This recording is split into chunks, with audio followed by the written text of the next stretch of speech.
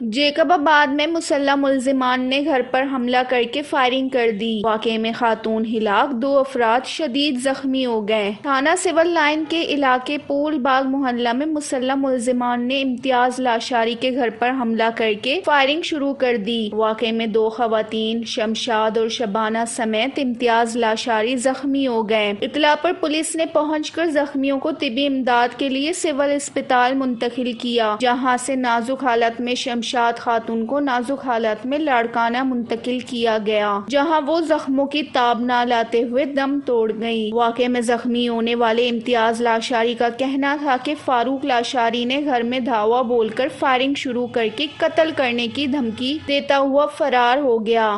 ادھر دوسری جانب پولیس کا کہنا ہے کہ فائرنگ کا واقعہ گھریلو رنجش کے باعث پیش آیا ہے۔ مزید تفتیش شروع کر کے ملزمان کی گرفتاری کے لیے چھاپے مارے جا رہے ہیں، تاہم آخری تک واقعے کا مقدمہ درج نہ ہونے سمیت کوئی گرفتاری عمل میں نہ آ سکی۔